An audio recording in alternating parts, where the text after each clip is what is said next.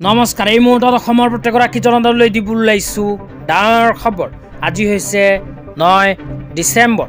আজি অসমৰ লাখ লাখ দুখীয়াসকললৈ কেইখনমান চৰকাৰী আঁচনি লৈ দিবলৈ ওলাইছো ডাঙৰ খবৰ।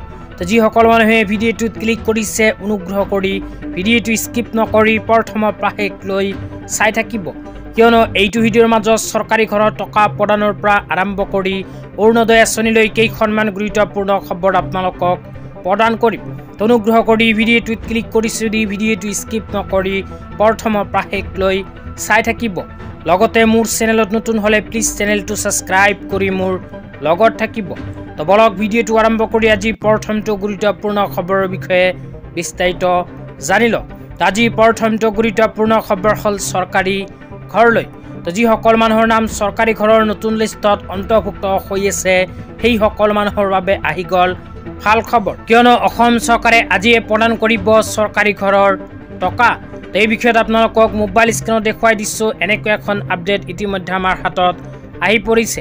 ইয়াতে লিখা আছে ৰাজ্যৰ লাখ লাখ লোকৰ বাবে ভাল খবৰ। 9 ডিচেম্বৰত লাখ লাখ লোকৰ একাউণ্টত সোমাব চৰকাৰী ঘৰৰ ধন। মুখ্যমন্ত্ৰীয়ে প্ৰদান কৰিব প্ৰধানমন্ত্ৰী আৱাস যোজনাৰ টকা।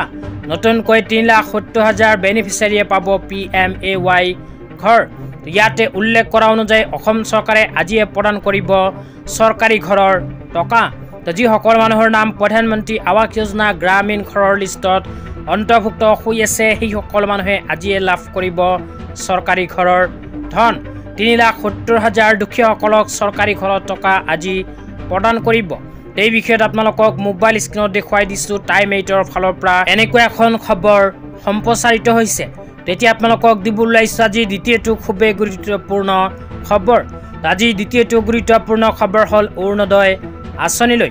তো যিসকল মানুহৰ নাম অৰুণোদয় আঁচনিত অন্তৰ্ভুক্ত হৈ গৈছে, যিসকল মানুহে নতুনকৈ অৰুণোদয় আঁচনি 1,250কৈ টকা পোৱা আৰম্ভ কৰিছে সেইসকল মানুহৰ বাবে আহি গ'ল ভাল খবৰ, কিয়নো আপোনালোকে মোবাইল স্ক্ৰীনত চাব পাৰিছে অসম চৰকাৰৰ ফালৰ পৰা এনেকৈ এখন আপডেট প্ৰদান কৰিছে। তো ইয়াতে কি লিখা আছে পঢ়ি আপোনালোকক শুনাই দিছোঁ। অনুগ্ৰহ কৰি ভিডিঅ'টো শ্বেয়াৰ কৰি দিব।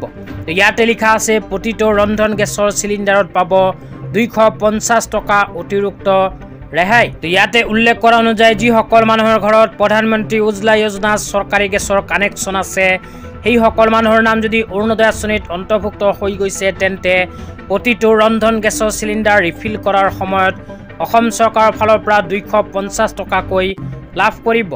লগতে ভাৰত চৰকাৰৰ ফালৰ পৰা 343 টকাকৈ লাভ কৰিব। মাত্ৰ 300 টকাতে আপোনালোকে এতিয়াৰ পৰা লাভ কৰিব গেছ চিলিণ্ডাৰ। তাৰপিছত আৰু লিখা আছে 20 লাখ পৰিয়ালৰ মুখত হাঁহি বিৰিঙাবলৈ সাজু মুখ্যমন্ত্ৰী সুলভ ইন্ধন আঁচনি। তো 20 লাখ পৰিয়ালে এইখন আঁচনিত অন্তৰ্ভুক্ত হ'ব। তেতিয়া আপোনালোকক দিবলৈ ওলাইছোঁ আজি তৃতীয়টো খুবেই গুৰুত্বপূৰ্ণ খবৰ। আজি তৃতীয়টো গুৰুত্বপূৰ্ণ খবৰ হ'ল ৰেচন কাৰ্ড লৈ। তো যিসকল মানুহৰ নাম ৰেচন কাৰ্ডত অন্তৰ্ভুক্ত হৈ গৈছে সেইসকল মানুহৰ বাবে আহি গ'ল গুৰুত্বপূৰ্ণ খবৰ, কিয়নো আপোনালোকৰ নামত যদি ৰেচন কাৰ্ড ইছ্যু হৈছে তেন্তে অতি সোনকালে কৰিব লাগিব এইখন গুৰুত্বপূৰ্ণ কাম। তো কি কাম কৰিব লাগিব আপোনালোকক বিতংভাৱে জনাই দিছোঁ। অনুগ্ৰহ কৰি ভিডিঅ'টো স্কিপ নকৰি চাই থাকিব। তো ইয়াতে উল্লেখ কৰা অনুযায়ী অসম চৰকাৰে চলিত ডিচেম্বৰ মাহৰ 1 তাৰিখৰ পৰা আৰম্ভ কৰি 10 তাৰিখ পৰ্যন্ত ঘোষণা কৰিছে অন্য সেৱাৰ দিন। তো আপোনালোকৰ নাম যদি ৰেচন কাৰ্ডত অন্তৰ্ভুক্ত হৈ গৈছে তেন্তে অহা 10 ডিচেম্বৰ তাৰিখৰ ভিতৰত নিজৰ ৰেচন দোকানীৰ ওচৰত গৈ এইকেইখন বস্তু সংগ্ৰহ কৰিব লাগিব, কিয়নো 10 ডিচেম্বৰ পাৰ হোৱাৰ পিছত কিন্তু এইবোৰ বস্তু আপোনালোকে নাপাব।